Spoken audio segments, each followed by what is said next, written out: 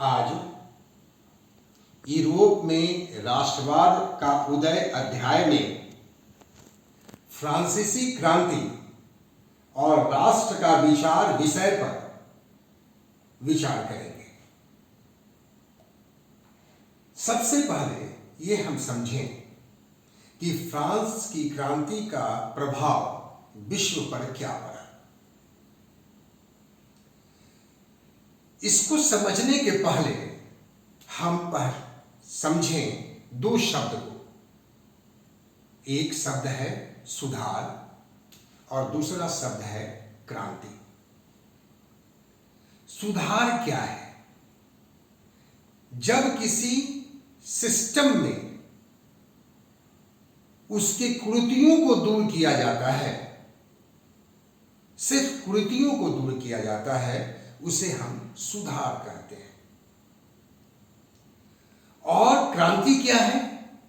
जब सिस्टम में आमूलचूल परिवर्तन होता है,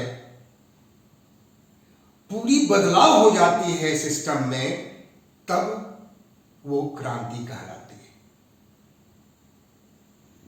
साधारण भाषा में हम इसको समझते हैं कि अगर कुरीतियां सामाजिक स्तर पर हटाई गई तो उसे कहा जाएगा सामाजिक सुधार। अगर ये कुरीतियां आर्थिक स्तर पर हटाई गई तो कहा जाएगा आर्थिक सुधार। अगर ये कुरीतियां राजनीतिक स्तर पर हटाई गई तो कहा जाएगा राजनीतिक सुधार।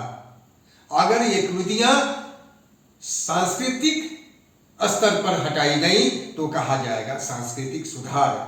और अगर सारे स्तर पर अगर सुधार हुआ, राजनीतिक, आर्थिक, सामाजिक और सांस्कृतिक, तो इसको कहेंगे पूर्ण सुधार।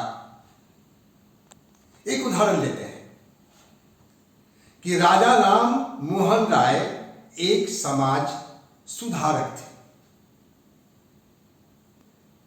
ये ऐसा हम क्यों कहते हैं? क्योंकि उन्होंने समाज में एक कुरीति विद्यमान थी, वो थी सती प्रथा, जिसको राजा राम मोहन राय उसको हटाए। बड़ा संघर्ष करना पड़ा, लेकिन ये प्रथा हमारे समाज से हटती, इसलिए हम उन्हें एक सुधारक के रूप में जानते हैं। अब आते हैं हम क्रांति में। अगर आमूलचूल परिवर्तन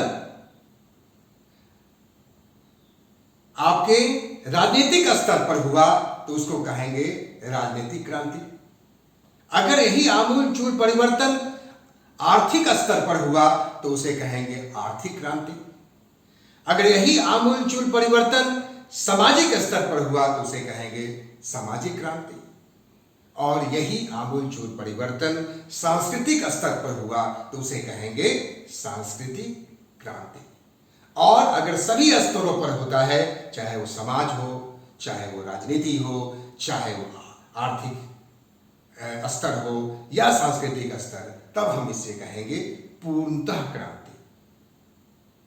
तब आपको समझ में आ गया सुधार और क्रांति क्या है।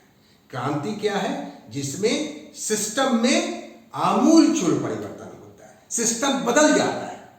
जैसे हम कह सकते हैं कि पहले राजा राज्य करते थे, अब हमारे यहां प्रजा राज्य करती है, यानी कि हमारे यहां लोकतंत्र है, प्रजा सरकार का चुनाव करती है। तो क्या हुआ? आमूलचूल परिवर्तन हुआ। क्या चीज से? राजतंत्र से लोकतंत्र की ओर। यानी कि राजतंत्र एक सिस्टम था और लोकतंत्र एक दूसरा सिस्टम है। जब आमूलचूल परिवर्तन हुआ एक सिस्टम में, राजतंत्र से लोकतंत्र में, इसको हम कहते हैं क्रांति।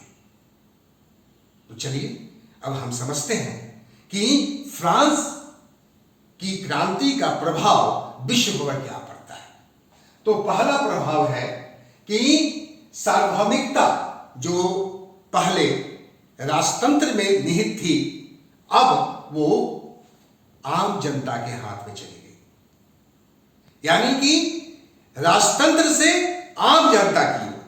तो नेचुरली हमने आपसे कहा यही ना कि क्रांति क्या है, आमूलचूल परिवर्तन है।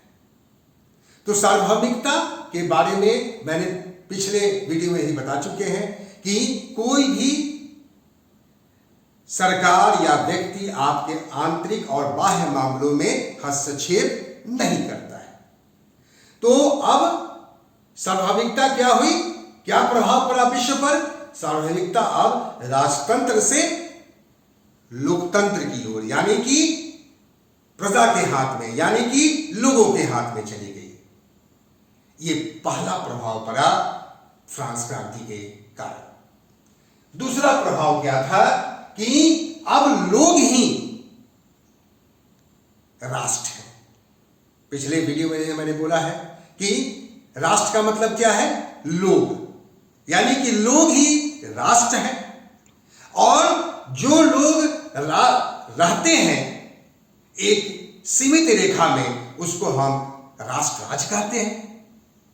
अब लोग यानी कि नेशन ही, यानी कि लोग ही अब निर्णय लेंगे कि राष्ट्र राज को कैसे चलाया जाए। उनका ही योगदान होगा कि राष्ट्र राज का विकास कैसे हो। तो इस तरह का आमूलचूल परिवर्तन हमें दिखाई पड़ा फ्रांस की क्रांति से, जो विश्व में पड़ा है। और यहां तक कि उस राज्य राष्ट्र के लोग जो होंगे वो अपना भविष्य खुद बनाएंगे, यानी कि अपनी सरकार वो खुद चुनेंगे, अपना विकास खुद करेंगे। दूसरे वीडियो में अन्य विषय पर हम चर्चा करेंगे। धन्यवाद।